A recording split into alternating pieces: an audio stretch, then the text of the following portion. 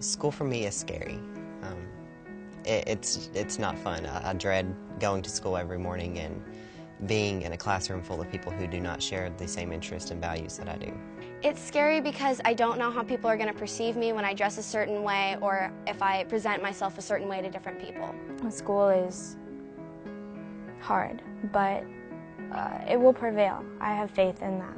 We have had students throw food at us, and we've had students who were on the football team quit the football team because of bullying and harassment. We had a problem with our day of silence because there was basically some people who decided that it was right to deface our posters and yell at people who were participating in a day of silence. I was involved in freshman orientation, and I was actually one of the head ambassadors out of 150 students. I got my privileges revoked because some parent of one of the kids that was in my group called the school and complained that I was their leader and that I was not fit to be a student leader. So it's just really hard. I got involved with GLSEN because I felt that the message that it has is really positive, and I want to help spread it around. I started my Gay Straight Alliance because I felt that students needed to be aware that there were LGBT students and to provide support for any LGBT student that might have needed it. We've come a long way in regards to gay rights and equality, but I feel like there's so much more that we can do, and I think our generation can accomplish a lot of that. Someday, a kid like me will not go unnoticed per se, but will be able to go through their school district and go through their lives without being nitpicked or bullied. There's no reason for you to ever be told that you can't do something. And you just keep pushing and pushing and pushing until it happens, because it has to happen, and it will. Thank you, GLSEN supporters, for helping GSAs all over the country. Thank you, GLSEN supporters, for all the work you've done for LGBT youth. Because of all your work, I am able to feel safe and happy. Thank you for supporting GLSEN. Thank you, GLSEN supporters, for giving me an opportunity to speak my mind and create a voice for myself in itself to create a better future.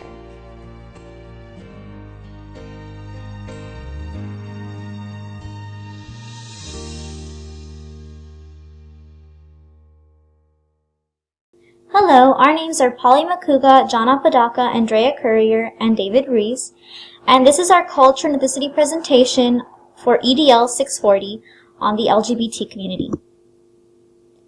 The acronym LGBT stands for lesbians, gay, bisexual, and transgendered, and this term has been around since the 1990s. It is an adaptation of the acronym LGB, which has roots in the mid to late 1980s. The term LGBT came due to activists not thinking the term gay community accurately represented all those to whom it referred to.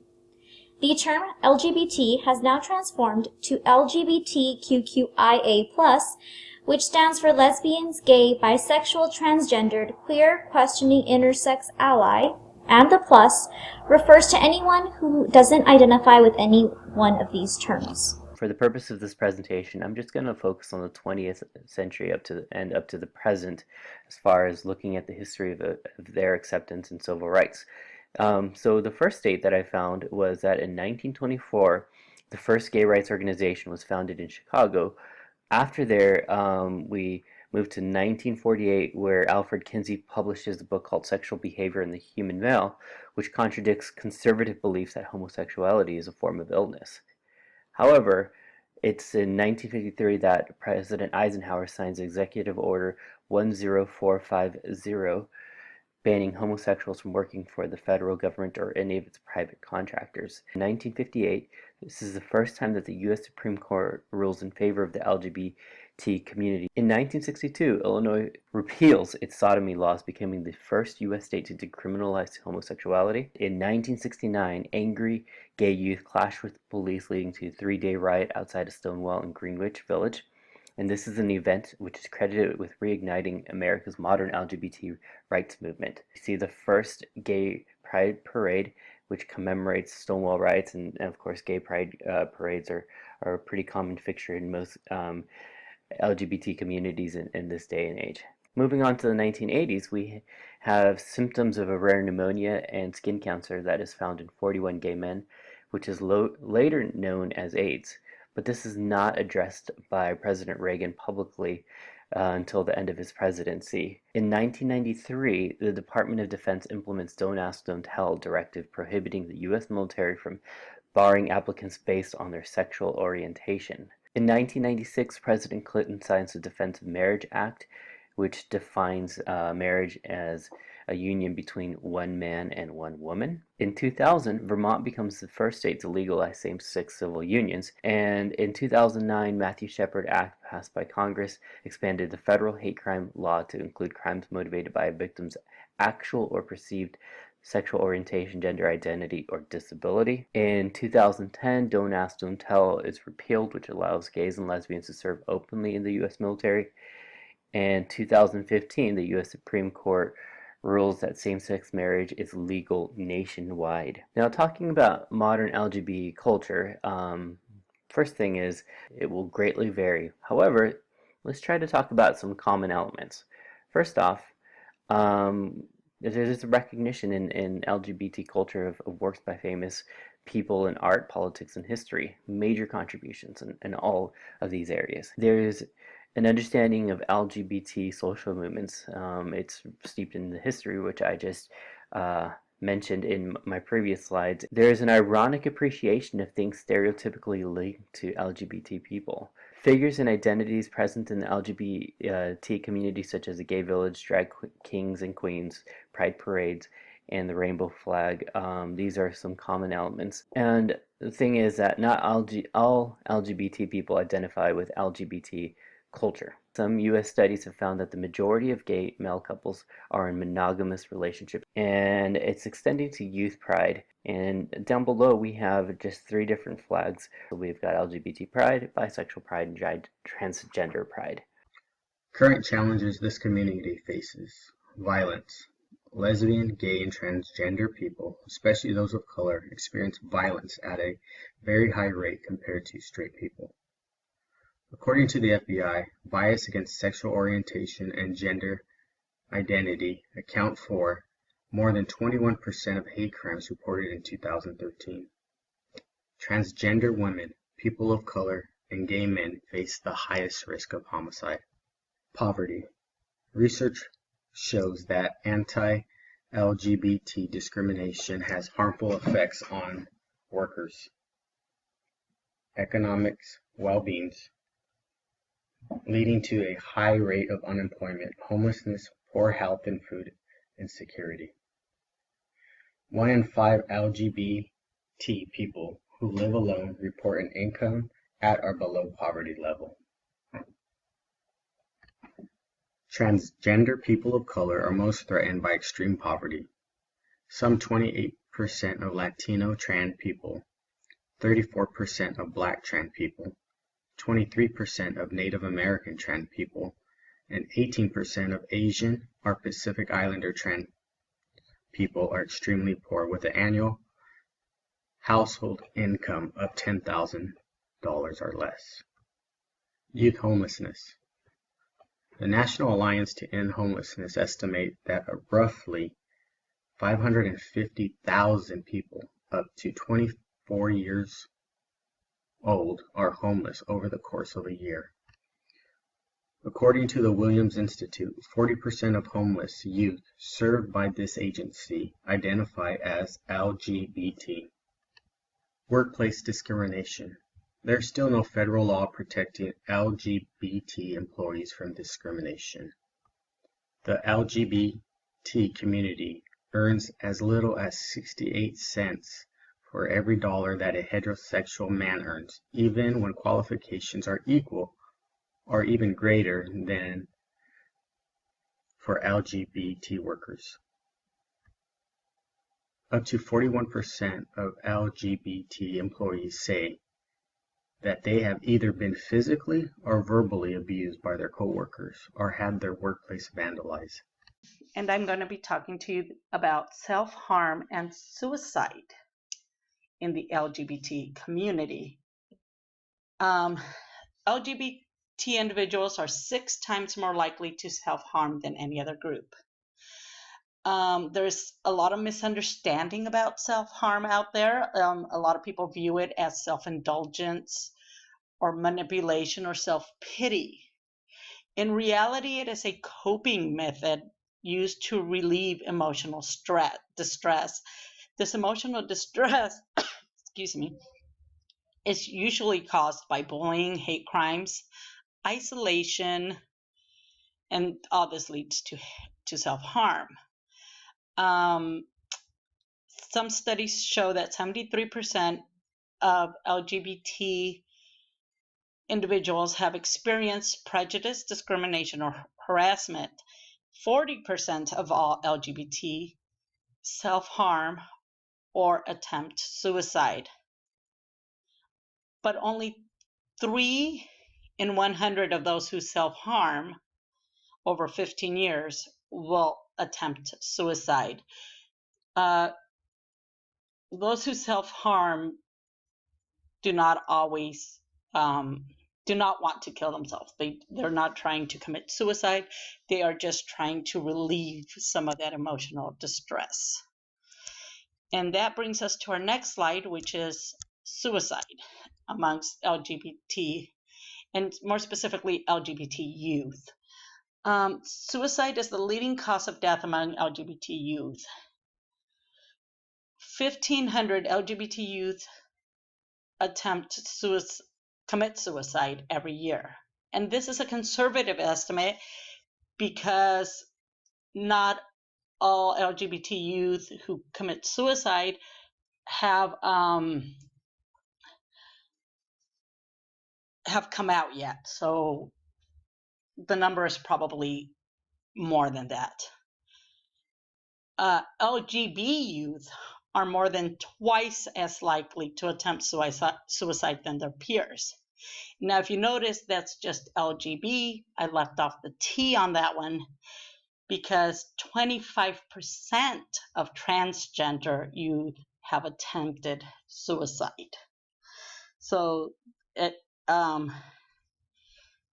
so that's a little different for the transgender than for the lesbian, gay, and bisexual community. If they are rejected by their family, that they're 9 times more likely to commit or attempt suicide. And like I said before, this data is not exact because at a young age, many have not come out yet. The way to stop self-harm and suicide is to provide LGBT youth with a supportive learning community environment, and accepting parents are essential to good mental health. If parents are accepting of their LGBT youth, they are less likely to self-harm or attempt suicide. So a supportive learning environment and accepting parents go a long way to avoid mental health problems in LGBT youth. Thank you. Coming out is also known as coming out of the closet, is this figure of speech for LGBT people. It's self-disclosure of sexual orientation or gender identity, and it is a lifelong process. Coming out and living openly as lesbian, gay, bisexual, transgender, or a supportive straight person is an act of bravery and authenticity. It's normal to feel scared, confused, vulnerable, empowered, exhilarated, relieved, proud, uncertain, brave, affirmed when one is coming out. National Coming Out Day is on October 11th, which is a day for coming out and discussing LGBT issues amongst the general public. The benefits of coming out are that you get to live an open and whole life, develop it closer, more genuine relationships. You get to build self-esteem, reduce stress, connect with others who are LGBT, help dismiss myths, become a role model, make it easier for younger LGBT people. But there are also risks associated with coming out. First off, not everyone will be understanding or accepting. Family and friends may be shocked, confused, or even hostile. Some relationships may permanently change. You may experience harassment or discrimination. Physical safety may be at risk, as we have seen, unfortunately, in the recent news. and some young people may be thrown out of their homes and lose financial support from their parents. As far as community and support groups for the LGBT community, there is an amazing resource through the San Diego LGBT Community Center. The center is actually located on Center Street in San Diego, but the website has a lot of resources that are helpful not only to the LGBT community but also to those that would like to learn more. There are events that the community center highlights. There are programs for different sectors of the LGBT community, and there are definitely resources that you can see that are in San Diego, nationwide, nationally, as well as other resources for LGBT community. So I'll go ahead and just show you quickly some resources in San Diego. So by clicking on the resources, you will see a myriad of other foundations or links to other associations that can offer a strong support system for the LGBT community. So they range from specialized groups, so the Pacific Islanders LGBTQI organization, to also supporting families and those that are suffering with HIV. We have some links for Native American communities, for seniors, and also for transgender communities and for veterans. And that's just one of the many resources that there are available for the community. So I'm going to go back to my slides. Another great resource is actually PFLAG. PFLAG, it stands for Parents, Families, and Friends of LGBT Community. And again, they do have a website that you can go to, which offers some support meetings, event calendars, education, advocacy, and they actually do have scholarships for LGBT community and for their members. Another amazing website, particularly for educators, is GLSEN, and that stands for Gay, Lesbian, Straight Education Network. And this is an organization that is focused on ensuring safe and affirming schools for all students. And this organization has actually partnered with Target to produce a mini documentary highlighting the work of students, educators, and volunteers who have improved school climate for lesbian, gay, bisexual, and transgendered youth across the country. So I'm going to go ahead and show you a quick video about GLSEN. I glisten when all students can learn in a safe and supportive atmosphere. The most amazing thing about GLSEN is, and has always been, the people. Students and teachers and parents come together to do the work together and to carry this message together to make things change. I wouldn't be here if it wasn't for GLSEN. I glisten when my son affects change and makes the world a more positive place. 25 years ago, Kevin Jennings had a crazy idea that we could actually change how LGBT people and LGBT issues were dealt with in K-12 schools. It was definitely uncharted territory for an organization to go in and discuss LGBT issues in schools with young people. It was only 25 years ago that we were in that place, that someone like me had no resources, had no place to turn to. Before GLSEN, it wasn't even a movement. It was just, you're gay, be quiet about it, and deal with yourself until you can be out. The creation of GLSEN was radical, and 25 years later, it's become the standard of safety and affirming spaces. GLSEN has built that strong foundation and is a strong presence and a strong support system. Today, GLSEN has become really a household name. I can go to a school and I say, hey, I'm Jabari, I'm from GLSEN. Have you heard of GLSEN before? Hands will shoot up. Students come in to the organization and become parts of our program and go on to be chapter leaders. I've seen students come in and create some of the programs that now are taken for granted. I saw a GLSEN sticker on the door and I walked in, and that was the first time I said I'm gay out loud, and I started to cry. It was really my home base to begin to accept myself, but also have enough pride to go out and help others accept themselves. I was able to socialize and relate to more people like me, and it felt so empowering to be a part of an LGBT youth organization. What's fun about GLSEN is getting to meet and work with and learn from people from all different backgrounds, different places in their life, and different places in the country. And it is amazing to see whether it's Kansas, in Tennessee, or Orlando, Florida, or Texas, where people have come together to change their schools and to be GLSEN. The big shift has been that our young people have got allies in all levels of these schools. Your school isn't the only place that you're allowed to learn. I glisten when I connect a student with a resource and a support system. I glisten when I am asked by a student to intervene after they've tried to get gender-neutral bathrooms. I took a stand and became a visible ally and told people in my community that this is something I was passionate about. The GLSEN National Day of Silence started in 1996 and is the largest student demonstration in the country, where students take a vow of silence for the entire day to draw attention to the silence that's caused by harassment to the LGBT youth all across the country.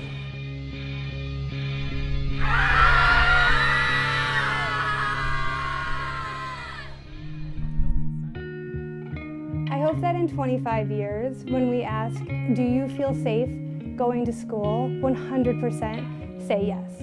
Ideally, we'd be out of business. I hope that we're not needed in the same way, and that all the things that we're working for are just embedded in the way that our schools are supposed to be for any child who walks through those doors. My name is Jenny. Jabari. Erin. Valerie. Jessica. Emma. I am Mark, and I am GLSEN. I am GLSEN. And I am GLSEN. I am GLSEN.